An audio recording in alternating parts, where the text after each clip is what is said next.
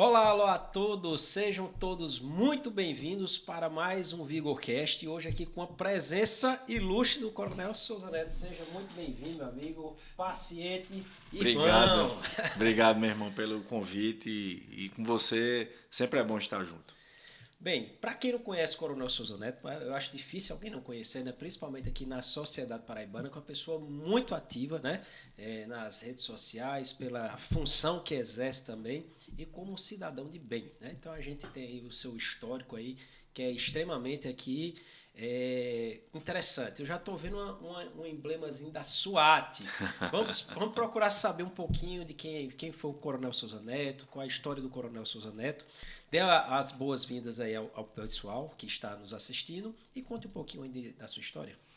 E o que mais uma vez, muito obrigado pelo convite. Você é uma pessoa muito querida. As pessoas que têm o seu convívio, vê a sua aura, vê a sua alegria, vê a sua sinceridade. E isso você nos conquistou desde a época que começamos o Pedal 83. Sim, sim. Mas contando um pouco da minha história, eu sou natural de Guarabira, sou do Brejo Paraibano, sou brejeiro, como a gente chama. Aos 17 anos, vi um amigo ir para a rodoviária com a farda do Exército. E perguntei a ele o que era aquilo, como é que ele estava ali vestido, né?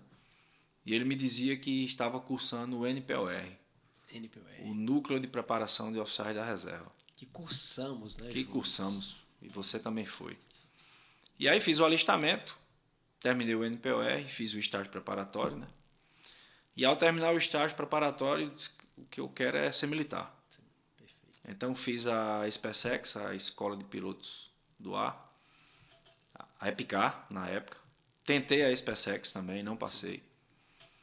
E no último ano tinha tentado Rodoviária Federal, curso de Economia no Unip, Sim. na área de administração de empresa, administração. E o CFO.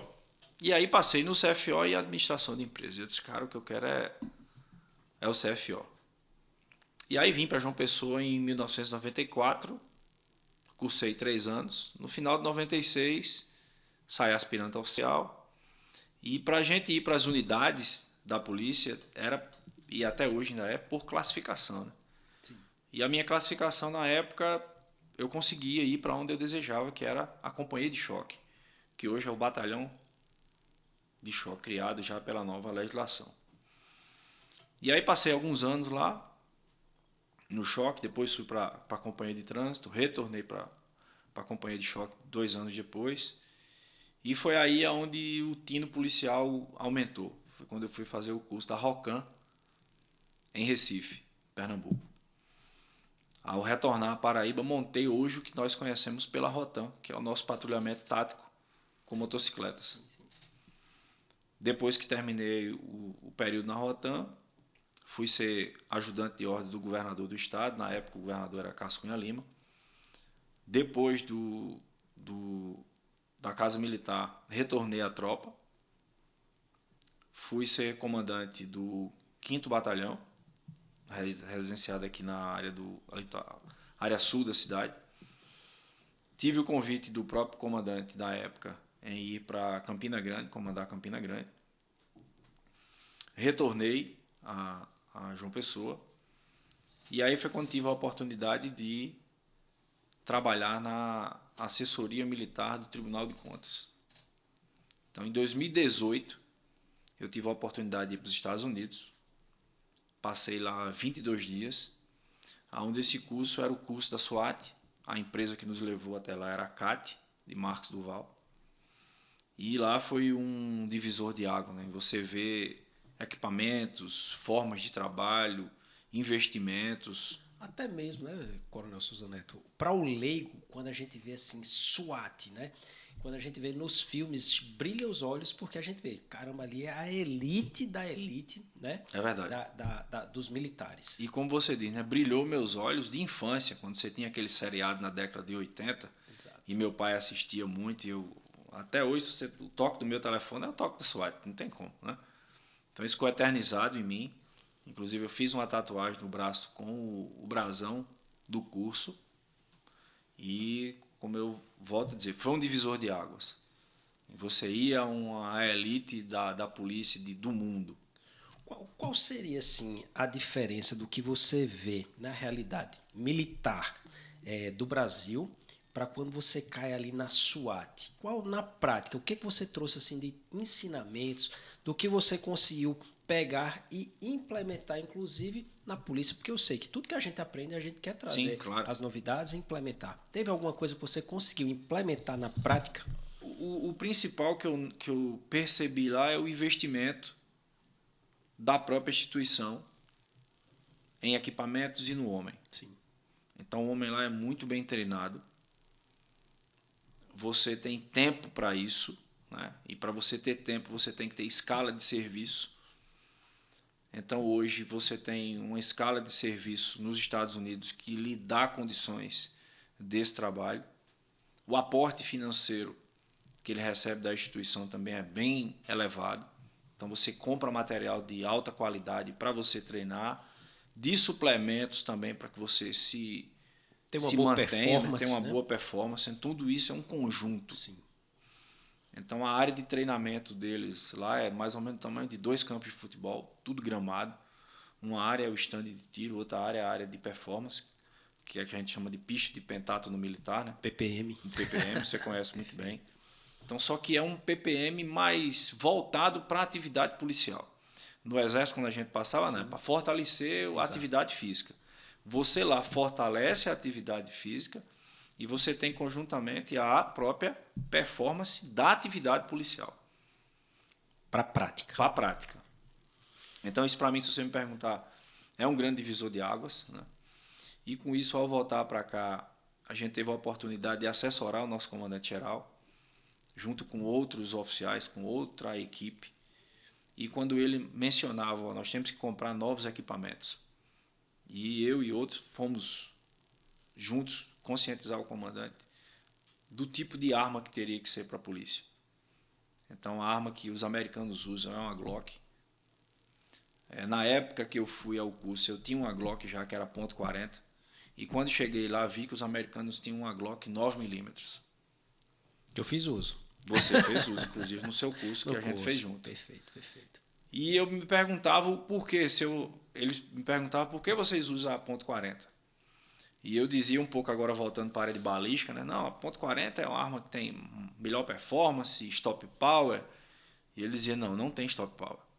E aí é uma área bem delicada em conversar, porque hoje, se você for para alguns policiais, você quer sair da .40 e voltar para ter uma 9mm, muitos hoje, por não terem um conhecimento técnico e adequado, acham que a .40 é melhor do que a 9mm. E para a atividade policial é o contrário, para a defesa é o contrário. Eu preciso de penetração para poder ter meu objetivo, que é a neutralização do meu oponente. E aí isso para mim foi um grande diferencial, porque eu tinha na cabeça que a melhor arma era uma Glock 40. E a gente conseguiu fazer essa mudança para a Glock 9mm aqui na Paraíba. E o outro grande divisor de águas, a união que eles têm lá é muito grande. Então você tem hoje, a escala de serviço proporciona isso. Você fazer um almoço na casa de uma pessoa e convidar seus amigos da equipe, do batalhão, da companhia, enfim. Essa integração entre os policiais. Espírito de corpo, de coletividade. E é muito importante. E eu prezo muito por isso, né? Então, no Rotan, quando eu assumi antes, quando o comandante-geral, o coronel Sérgio Fonseca, me convidou para retornar, sair do Tribunal de Contas e retornar para a corporação, ele me deu a felicidade de retornar para a Rotan. Então, onde eu tinha feito já, passado por lá como tenente, quando fundamos o Rotan, depois como major, em 2009 para 2010, e 2022 retornar como tenente-coronel, comandando mais uma vez. Então, tive a honra de formar, ser o fundador, e de comandar por 3 oportunidades. E lá Deus me deu a oportunidade de, além de ter comandado pela 3ª vez, sair coronel como o posto mais alto da instituição. Então isso devo a todos os companheiros que estavam comigo nessa luta, ao comandante por ter me dado a oportunidade de comandar, e a confiança total do governador do estado, em me promover a coronel pelos trabalhos que a gente tinha realizado. Então aí a gente percebe, né, Souza Neto, Coronel Souza Neto, que você tem um histórico, uma história brilhante de sucesso dentro da Polícia Militar da Paraíba, com muito esforço, muita dedicação, né, muita disciplina, sempre atrás de aperfeiçoamento e o mais importante, não é aperfeiçoar para si, ainda é levar para a instituição, que é o mais importante, né, porque é onde você fortalece a instituição. E um fato que eu acho que todo mundo fica curioso, né? Quem não vive o mundo militar, pensa o seguinte, rapaz, e como é que é ter família? Como é que é ter saúde física e mental dentro de uma atividade que, por si, ela é gratificante, mas extremamente perigosa também, né? Perigosa também. Já passou, assim, algum problema que realmente você fez, rapaz, aqui não foi o meu fim, ou aqui eu passei um perigo muito grande por pouco. Teve algo assim que marca a tua carreira, que é onde você leva como aprendizado e orienta também os seus comandados? Eu era segundo tenente, 97, e era oficial de operações de choque.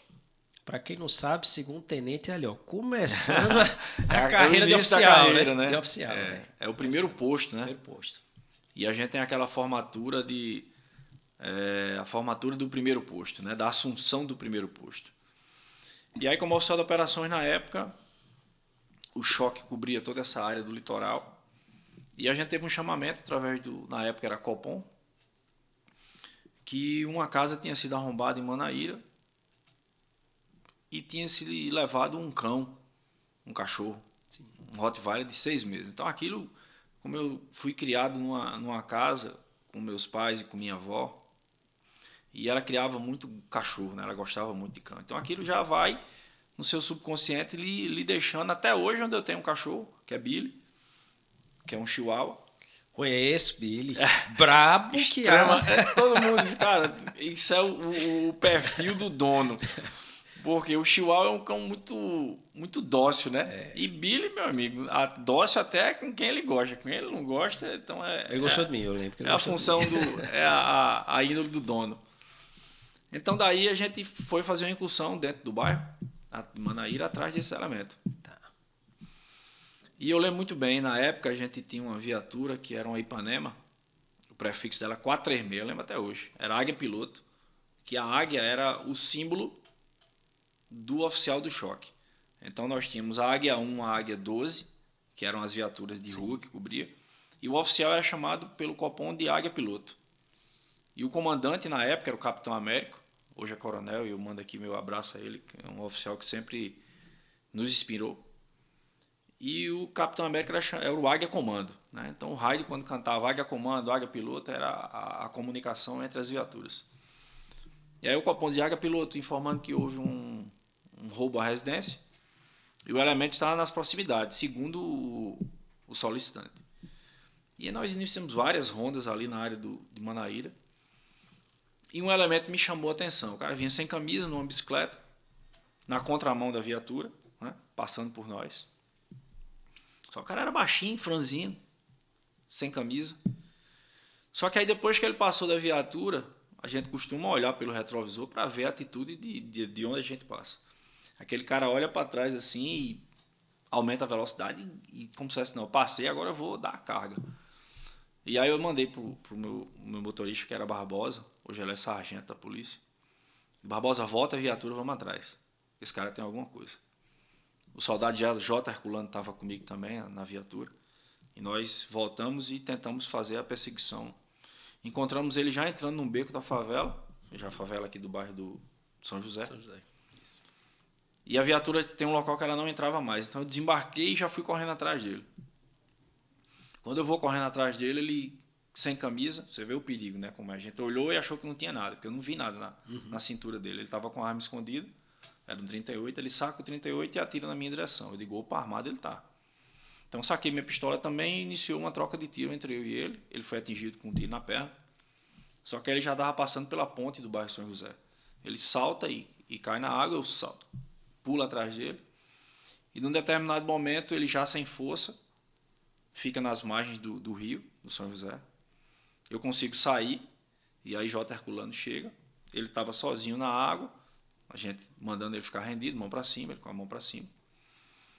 E aquele ímpeto meu que eu sempre tenho, não tem jeito de conseguir controlar isso, né? É meu Faca mesmo. nos dentes. Não tem. Se determinados oficiais, numa situação dessa, faz, soldado, desça e vá buscar o meliante. Eu vou. Eu só, com medo de molhar a arma, peguei minha pistola, dei a J. Herculano e fui descer para buscar ele.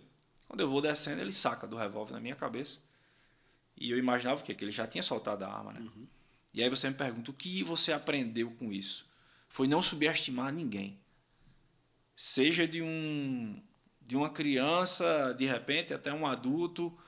Se meus olhos der para ele o perigo, infelizmente eu vou ter que sacar uma arma, apontar e tomar as medidas dali para frente. Ou uma rendição, ou efetuar um disparo.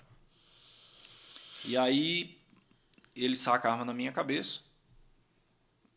E quando eu olho para trás, J. Herculano está com a minha pistola coldreada, né, e com a algema, esperando que não. O tenente vai lá e vai trazer ele está sem arma. Nesse período já era casado? Já era casado, tinha Larissa. A Larissa tinha 5 anos. 5 anos. Não, acho que nem 5, ela é de 94, 3 anos e pouco. E aí quando eu fico entre aquela, cara, o cara sacou a arma, tá apontando a arma na minha cabeça, né? Eu olho assim, a arma tá na minha direção. E ele começa a informar para J. Herculano, vai embora, senão eu vou matar ele, vai embora, senão eu vou matar ele. E nesse momento, coronel, o que se passa na cabeça? A família. Pensa, ou gela e simplesmente some o espírito, ou você faz uma retrospectivazinha ali naquele momento? A família. Família, né? Família. E aí, daí para frente, ele pede para eu tirar ele, que ele estava baleado, né? E sem conseguir sair dentro da água, que lá são muitas plantas, eu acho que ele estava preso e não conseguia sair. Eu sei que eu cinturei ele, puxei, nesse momento o J. Herculano já tinha saído, que ele, se eu saio, eu vou matar ele. E o J. Herculano foi inteligente, por deixar o tenente vivo, né? E cinturo ele, puxo ele. E daí para frente, amigo, foi coronhada na cabeça, ponto que eu levei. Uma das medalhas que eu uso é de cruz de sangue, né? Que é a ferimento em atividade do serviço, do combate. E ele, o tempo todo, ele muito preocupado, porque ele começou a ouvir já as sirenes. Quando o J. Herculano voltou para a viatura, informou a Barbosa que eu estava na mão do elemento. E aí eu só escuto já as viaturas chegando na área do Manaíra, ali, Baixo São José. Daí para frente, eu vou seguindo na frente, ele com a mão na minha camisa, né? E com o revólver na outra. E ele batia o tempo todo na minha cabeça. Eu estou ferido por causa de você, eu vou morrer. E eu, cara, você tem que ser humilde o suficiente para tentar tirar a adrenalina da cabeça dele. Eu digo, rapaz, eu tenho família, você foi ferido na perna, eu não atirei para lhe matar, se fosse lhe matar eu tinha atirado na sua cabeça ou no seu corpo. E ele, cala a boca, me chamando cada vez com nomes de baixo calão. Só que daí para frente eu só lembro de uma batida que ele deu que eu não lembro mais. Aí apagou só a imagem, né? Eu apaguei, só me lembro de voltar já aquele som bem distante de viatura. Alguém me colocando os braços por trás e me arrastando para dentro de uma casa. Era um pai de família me trazendo para dentro dessa casa. Quando eu entro na casa, eu pensando que era o pessoal para me matar, pelo contrário, ele estava me salvando. E aí ela fecha a porta e disse, fique tranquilo que o elemento está aqui próximo. A gente já viu ele aqui próximo. Só que aí quando eu olho, eu tinha um 357 Magnum, que é um revólver de alto poder também, que a gente usava. Ele tirou, porque ele não sabia que eu estava com a arma, né? Acho que quando ele eu acho que eu suponho que eu na frente dele, ele por trás, quando ele viu a arma no meu coldre, que eu usava duas, a pistola e o revólver, a pistola eu tinha dado a J. Herculano para ir buscar ele na água. Ele disse, cara, esse cara vai me matar. Então ele deu uma mais forte até eu apagar. E foi quando eu apaguei. Quando a gente está dentro da casa, ela diz, ele está aqui do lado de fora, então você fica aqui dentro. E aí você me pergunta o que você lembra daquele momento também. Além da família, o nervosismo era tão grande, o que isso, que eu tentava me levantar. Eu estava sentado com as costas na parede. Eu não conseguia, a perna tremia, pesava. Eu acho que a adrenalina alta demais, né? E que ali naquele momento já veio um momento de consciência, né? Sim, do que você tinha passado já. e que poderia o desfecho ter sido bem pior. Já, né? com certeza. Então é nisso aí onde realmente você começa a sentir aquele cortisol extremamente elevado, né? Olhando já pelo lado Médico, fisiológico, né? E aí realmente falta força, né? Falta força. E daí para frente, ela me dá água. Eu lembro que eu não conseguia nem tomar água direito, minha mão de tanto tremer, mas eu lembro que eu ainda tomei. Depois que eu dei uma acalmada, aí ele disse, tem uma viatura aqui na frente. Tinha um terreno baldio em frente às casas, né? Essas casas são viradas para o bairro de Manaíra e com o fundo para o rio, o Jaguaribe. E aí o proprietário da casa disse, você pode ir que agora está liberado. Quando a gente vai saindo da casa, eu quis, naquela balaustrada ali que a gente chama, né? Sim. Da porta da casa à porta do murozinho baixinho, pequeno, esse elemento vinha passando com as duas armas na mão. E a única imagem que eu lembro é ele voltando e me empurrando de volta para dentro da casa. E fechou a porta. Vai embora que ele está aqui. Então, cara, imagina, se eu dou um passo a mais, é Deus mesmo, né? Mais uma vez, né? Se eu dou um passo a mais, ele tinha me visto, ele tinha disposto. O cara voltou para vir me buscar. E ele tinha tirado de mim com as duas armas na mão. Com certeza. Aí ele fecha a porta, e aí a gente esperou mais um tempo, e a viatura na frente, assim, uns 100 metros, não viu ele passando, armado. Eu sei que daí para frente ele já, algum tempo, não lembro tanto tempo, ele só pode ir agora que o carro tá próximo. Tá próximo. Eu sei que eu saio correndo, entro no carro, pedindo socorro, muito sangue na cabeça. Eu lembro que o motorista que estava lá era Sérgio, soldado Sérgio. Hoje já está na reserva. E Sérgio dizia, o tenente tá morto, tá com um tiro na cabeça. Ele estava tão adrenalizado, atordoado, que quando me viu, que ele não me viu que eu cheguei vivo. Então como é que eu estava morto, né? Morto. E ele no raio pedindo socorro, tô levando o tenente. Eu lembro como hoje, fui para o hospital Samaritano. Então, na carreira de ocorrência, assim... Foi o mais marcante. E ali a virada de chave em ter mais cuidado, ter mais prudência, né? Não acreditar em tudo que você está vendo, sempre desconfie. Então, por isso que a gente diz, tem que ter muita atenção quando estiver na rua. E agora com muito mais propriedade, né? Quando você estava ali, né, no processo de formação, nas reuniões, né? Em como conduzir as reuniões, a importância do cuidado, principalmente numa tarefa tão perigosa que é ser policial, né? Sim. Então, acho que isso aí você levou como um ensinamento absurdo e que você passa para os seus comandados, né? Sim, com certeza. A gente, quando faz hoje o patrulhamento, acompanhando sempre o nosso comandante-geral nas ruas, é uma área que eu gosto e que eu dou graças a Deus que ele tenha assumido a corporação, porque o estilo dele é o estilo operacional. Muito parecido. Né? E a gente se parece muito, porque a gente era tenente junto. Eu sou aspirante 96, ele é 98, ele é 2 anos mais novo. Mas o espírito bate, a conversa bate, a família bate principalmente. Eu vejo e admiro bastante, né? Porque a gente vê em rede social, você e o Coronel Sérgio ali sempre nas atividades, né? Então a gente vê muito vocês ali fazendo atividade de campo, né? Que tecnicamente, comandante, os coronéis geralmente é atividade mais o que? Administrativa, é batalhão, é comandar, né? E não, vocês vão ali para atividade fim, para o campo, tá ali, eu acho assim muito bonito e realmente passa o exemplo para a tropa. Era isso que eu ia dizer. Não adianta eu como comandante, no momento hoje de tanta violência que a gente vive no Brasil, né? Por N motivos, não vale nem aqui elencar. Mas para o policial que está na ponta da lança, como a gente chama, não adianta eu estar como coronel, com 6 estrelas douradas dentro do meu gabinete, no ar-condicionado, no cafezinho, prepara a operação, vão para a rua, prendam isso, diminuam isso. Na cabeça do policial ele está dizendo assim, é muito fácil, né, coronel? O senhor está dentro do seu gabinete. E eu que estou lá. E o exemplo, irmão, ele arrasta. Arrasta, verdade. Tá? O governador do estado foi muito feliz em ter colocado o coronel Sérgio como novo comandante da instituição. Precisava já há um bom tempo. E em próprio discurso do próprio governador, ele diz, Sérgio é um homem que ele arrasta pelo exemplo. Então isso os demais coronéis também, talvez, não sei, eles não expressam, mas se algum não concordar com esse novo modelo de nós irmos para a rua, não diz que é até tal patente que você tem que ir para a rua. Na instituição não tem isso. Na instituição precisa de homens dessa natureza. Porque é dessa natureza que hoje a sociedade precisa. E é esse exemplo que hoje a gente transparece para a tropa. E a tropa muitas vezes olha assim e diz: o comandante está ao meu lado. Então, irmão, É fundamental. está resolvido. É fundamental. Não tem, é aquela história, não tem como vocês vender saúde, falar de saúde, e se você não pratica saúde. Exatamente. É a mesma coisa. Você fala de segurança, fala do perigo, mas não corre o perigo, não está lá junto com a tropa, não sabe o que ele está passando. Então eu vejo que esse modelo aí de gestão da Polícia Militar é fundamental. Graças a Deus, a gente tem cumprido o nosso objetivo, né? A redução da criminalidade.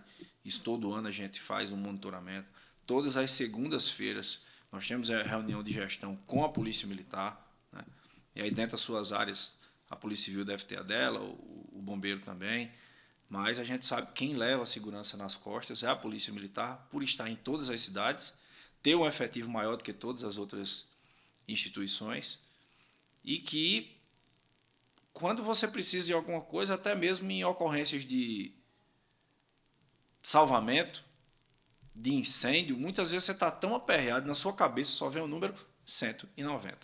Verdade. E muitas vezes a gente vai, pelo raio, a gente pede apoio, como nós temos hoje um centro de comando integrado, né, de controle. Então lá tem Polícia Civil, Polícia Militar, Bombeiro, CEMOB. Então está todo mundo ali integrado. Houve um grande problema ali, é o gerenciamento de crise para a gente iniciar. Então é muito interessante hoje a gente ter essa união das forças pelo bem da sociedade. Então isso a gente tem diminuído a cada ano.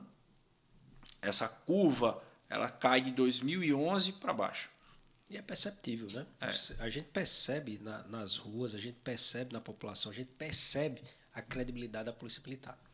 Só uma coisa assim que a gente não consegue controlar é o seguinte: quando o homem mau sai à rua para tentar tirar a vida de alguém, é difícil de você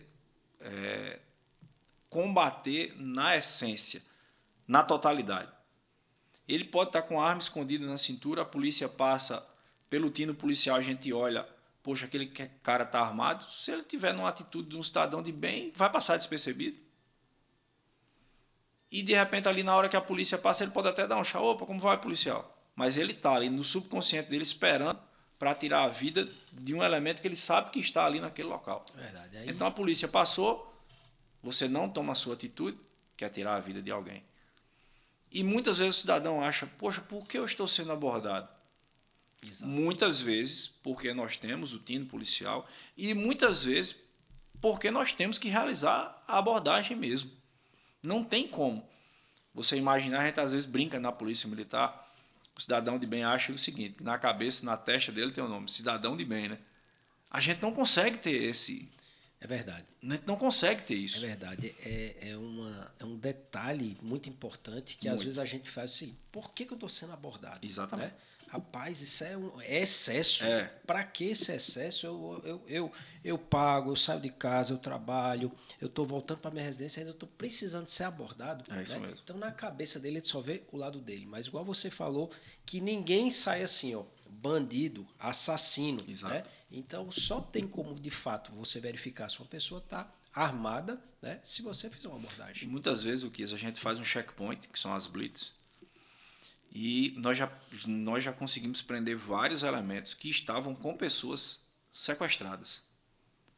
O motorista está bem tranquilo na frente ali, quando a gente menos espera, a gente faz a abordagem, o elemento estava atrás com a faca, com a arma, sequestrando aquela pessoa. Quantos e quantos, inúmeros casos nós já temos desse tipo de situação, a gente está conseguindo. Além de mais, de combater o tráfico de drogas, o tráfico de armas e outros diversos crimes que a gente também combate com isso. A sensação de segurança que a gente transparece por estar na rua, fazendo um checkpoint. Muitas vezes a gente faz aquele checkpoint como se fosse um slalom, né? Que é o quê? Para colocar o carro ali no meio, passando, e a gente está checando ali, às vezes até a atitude suspeita que o cara passa. Porque quando o cara está devendo, quando você passa, não tem como, cara. Não pode fazer a abordagem. O cara fica nervoso, o cara fica trêmulo, dá uma suadeira, né? O próprio o aspecto físico dele ali está mostrando para você, né? O trejeito dele no momento da abordagem, ele transparece. Então, é esse trabalho que a gente faz realmente. Eu acho que esse ponto aí de esclarecimento, que muitas vezes a sociedade não tem, foi extremamente importante, né?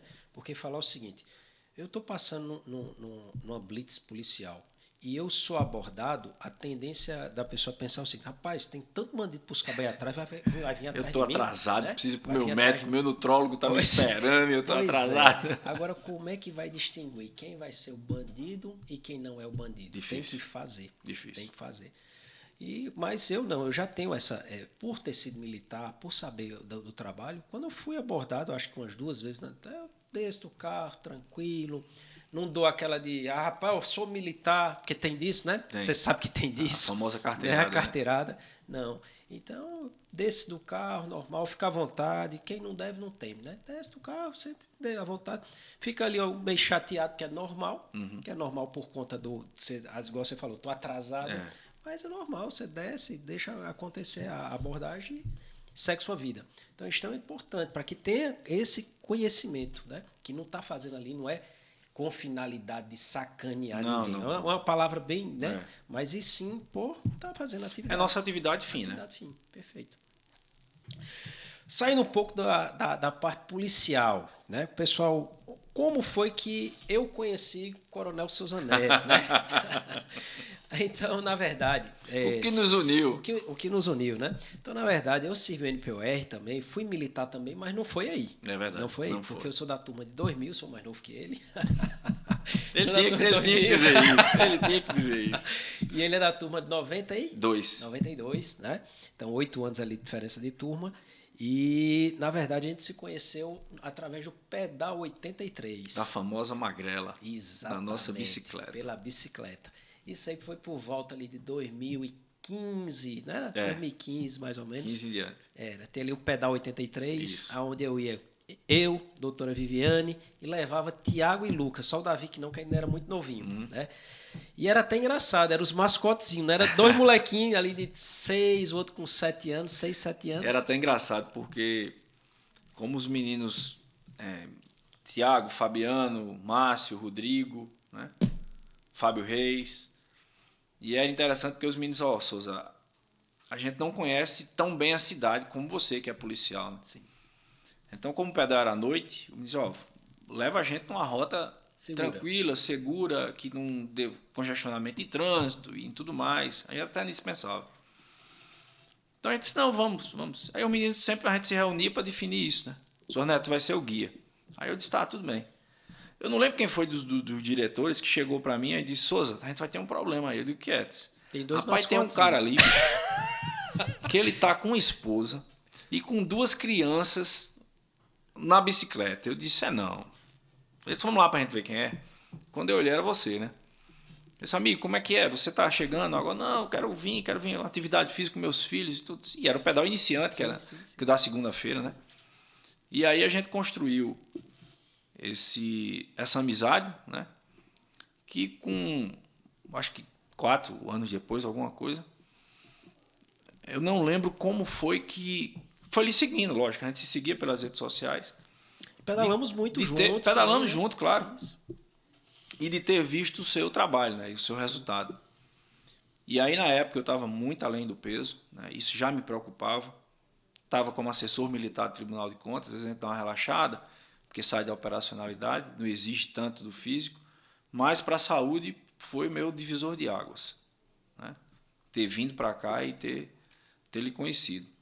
E daí para frente, e a gente estava mostrando as fotos aqui durante o nosso make-off, vamos dizer assim. Make-off. Gostou aí do Vai make-off? Tem aí o make-off, tem que sair o make-off, o Zé que ele citou. Rapaz, olha aí a foto.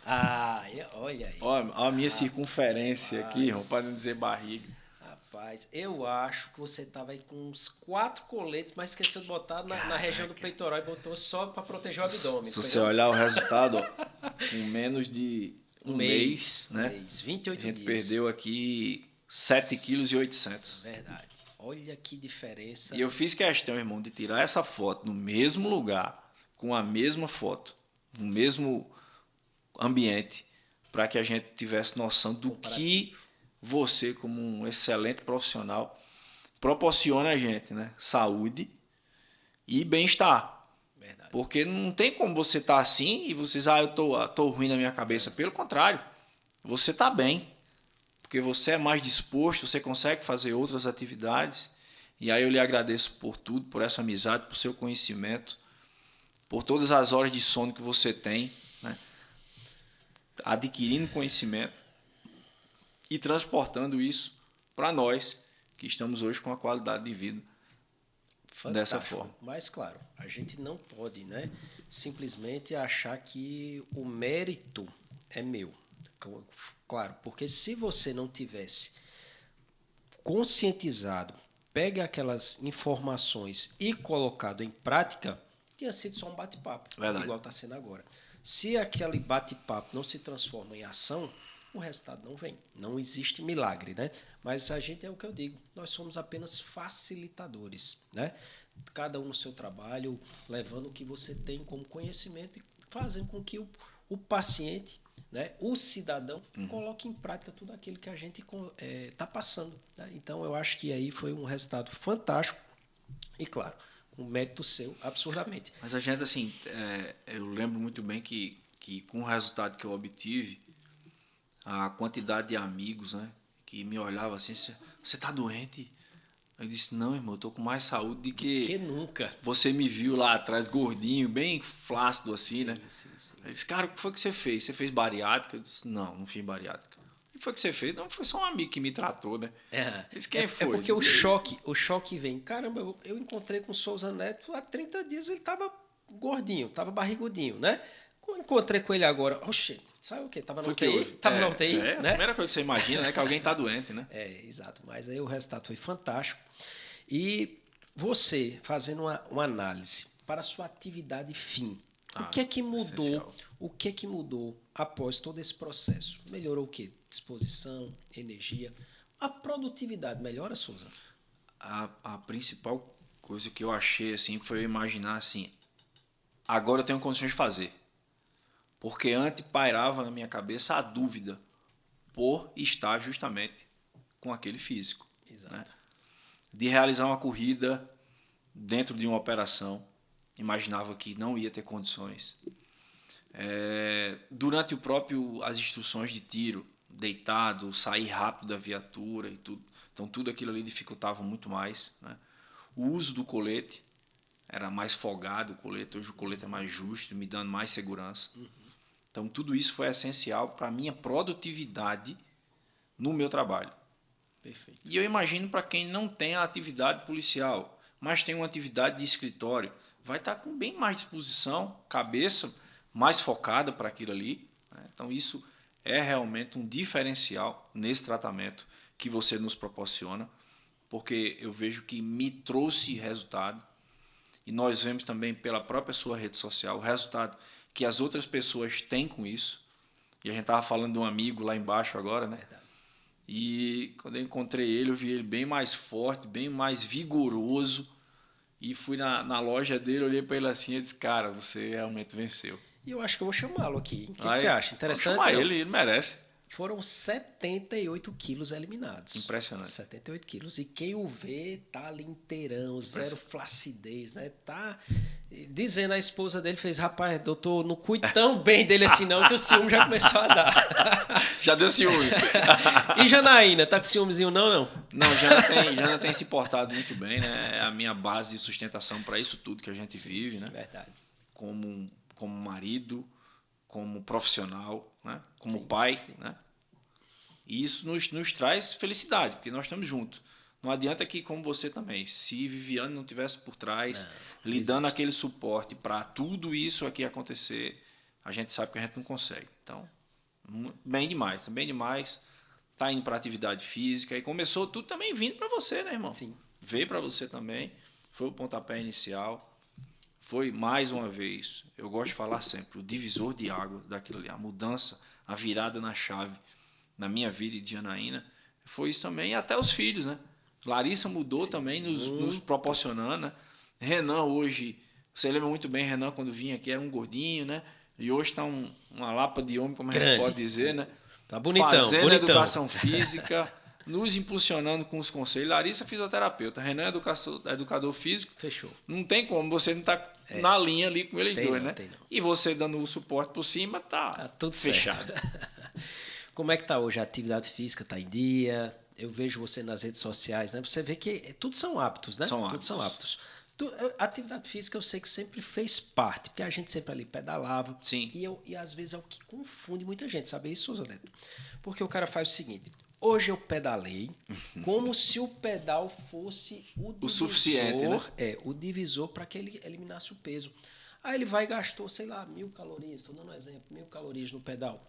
Chegou em casa, entra com aquela desculpa na cabeça. Hoje eu malhei, hoje eu posso. É verdade. Aí gastou 1.000 e chegou em casa com 1.500. Onde é que ele eliminou peso? Ele consumiu mais 500. Consumiu mais 500. Então ele armazenou mais 500. Então é o que eu digo ao paciente: olha, a atividade física ela é fundamental para nossa saúde, mas ela não é o equilíbrio para o peso, não é. Não adianta você fazer uma atividade dessa, como você bem disse, e de repente chegar em casa e chutar o balde. Não adiantou. Não adiantou.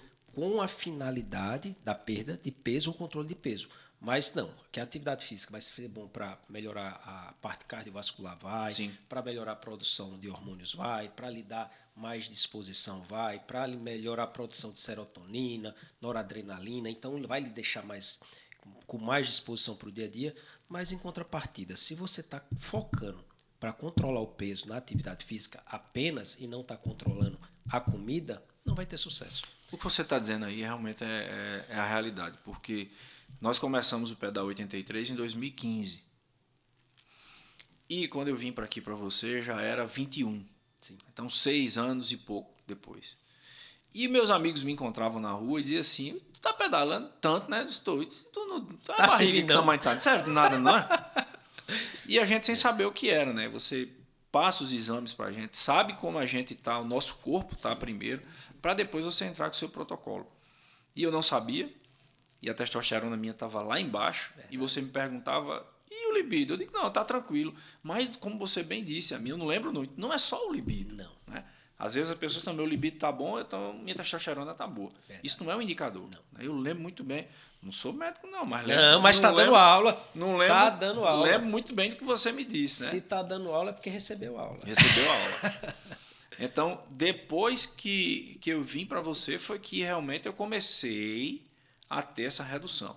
Então, essa indicação de você ter o déficit calórico todo dia, de você fazer atividade física frequente, isso foi que me ajudou realmente.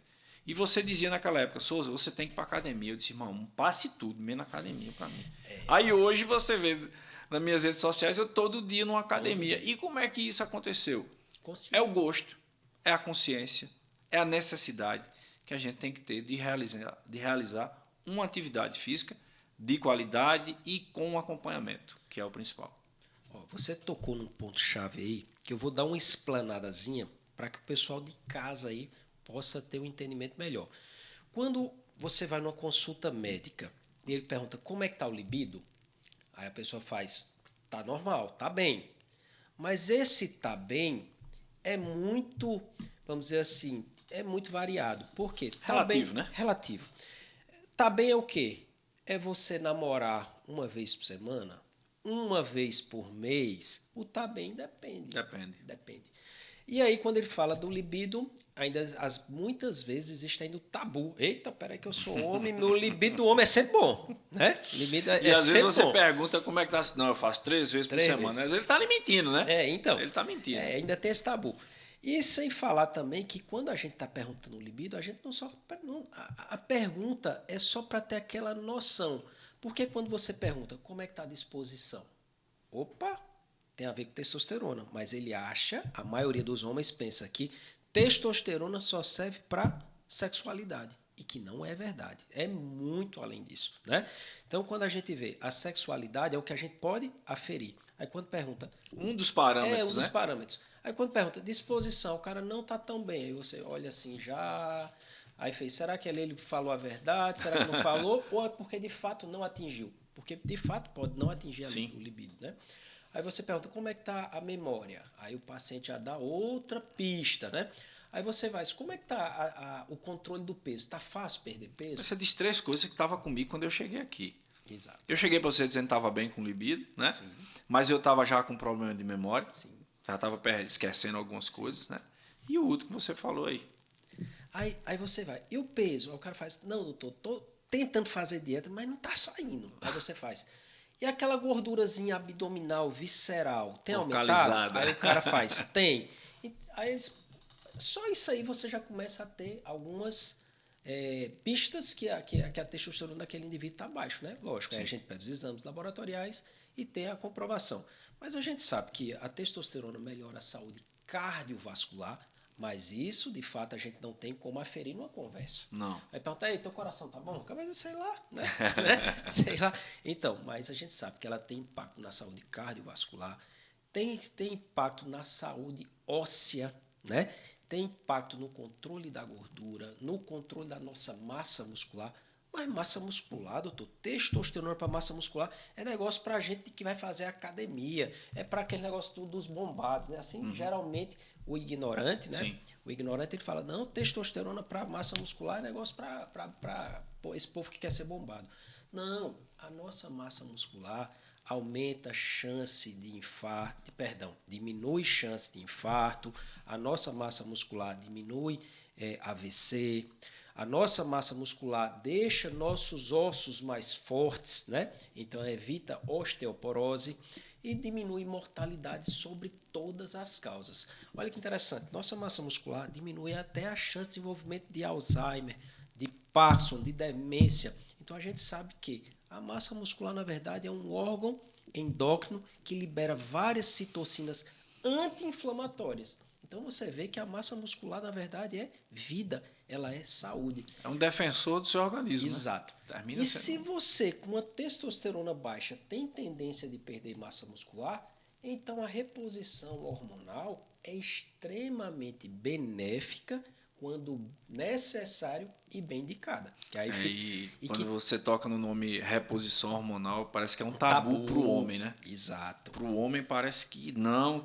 pode, que eu não estou assim. E outra coisa que eu percebo assim muito em consultório é o tabu e a falta de coerência. Sim. Até mesmo nos argumentos para defender. Exemplo, aí o camarada a gente vê que ele está com os sinais, está com os sintomas e você explica. Aí tem uns que faz, mas doutor, eu vou ter que usar pro resto da vida? Né? Agora, eu vou só simplesmente mudar o quadro, simplesmente porque o nome é testosterona, tá? Aí eu digo o seguinte, sua vitamina D é importante para você? Aí todo mundo que veio da era Covid, né, que escutou tanto falar na vitamina D para a imunidade, para a saúde óssea, a importância da vitamina D na vida da gente. Aí ele faz, vitamina D é importante. Aí eu digo, você vai poder parar de repor sua vitamina D em algum momento, se você não está se expondo ao sol. Aí ele faz, não, doutor, é importantíssimo suplementar a vitamina D. A vitamina D também é um hormônio, tá? Só que é chamada vitamina D, mas toda célula ela tem receptor para vitamina D. Então, ela conceitualmente, ela poderia ser chamada de hormônio D, certo? Aí você vê que a testosterona, porque tem o nome testosterona, existe um tabu ao redor dela, ele faz, não, mas essa daí, para o resto da vida, eu digo, olha, se o seu corpo está envelhecendo e está perdendo a capacidade de produzir, eu só conheço uma forma, repor o teu organismo parou de produzir. Tá? Aí eu pergunto, vem cá, se você tem, olha só, que é só questão de conceito, se você tem hipotireoidismo, o que é o hipotireoidismo? É a tireoide parar de produzir um hormônio chamado T3, T4, tá? O que você faz quando você tem hipotireoidismo? Vai deixar seu metabolismo baixo, vai ficar sonolento, vai ficar cansado, ou você vai repor esse hormônio? Todo mundo é unânime. Quem usa Puran sabe disso, que ele vai começar a utilizar Puran hoje e vai, no dia que ele falecer, que ele vai parar de usar, né? No dia que ele foi embora. E por que a testosterona, que é um hormônio tão importante quanto, seria diferente? Né? Então tem que existir esse entendimento que, na verdade, testosterona não é para todo mundo, é para aquela pessoa que está precisando. E os homens, menos de 5% dos homens que estão na andropausa, Porque homem parece que não tem andropausa, não. A mulher pode ter mulher menopausa, tem né? menopausa, que é o envelhecimento, a diminuição da produção dos hormônios femininos. E por que o homem não teria andropausa? Que é a diminuição da produção dos hormônios masculinos, né? Então, na verdade, o homem e a mulher têm os mesmos hormônios. Tá? E assim, só para lhe confidenciar, quando eu vim para você aqui a primeira vez, na minha cabeça, eu vim para ter meu objetivo, que era ficar mais magro. Quer tirar essa barriguinha, que tá me incomodando. Pronto. Mas quando você começou a falar, eu fiquei na cabeça assim, até você terminar de me explicar. O que é que tem a ver eu diminuir meu peso com a reposição hormonal? Eu não imaginava nunca na minha cabeça que você iria passar uma reposição hormonal para mim. Lógico, você mandou fazer os exames, Sim. soube como é que eu estava minhas taxas e tudo. Comprovamos, né? Comprovamos. Mas para minha cabeça, você ia passar assim, remédios que me fizessem reduzir a minha vontade de comer. Mas não é só isso. Não é só isso. E quando você explicou, como você está explicando agora aqui no podcast, é você ter esse conhecimento para poder as pessoas se conscientizarem do que é necessário para adquirir aquele objetivo, que é um processo. Exato. E o mais importante, perder a barriga incomodava? Incomodava. Sim. Agora a pergunta é, ter saúde, ter energia, ter disposição, está muito além de que simplesmente você, eu quero tirar a barriga, né? Então a gente começa a entender que se você não organizar todo o processo, a perda de peso vai ficar mais difícil, mas não é só isso. Como é que vai ficar o teu envelhecimento? Você quer terminar a sua vida como? Sei lá, sendo tratado pelos outros, perder sua autonomia, ou você quer envelhecer tendo sua autonomia, tendo sua saúde, né?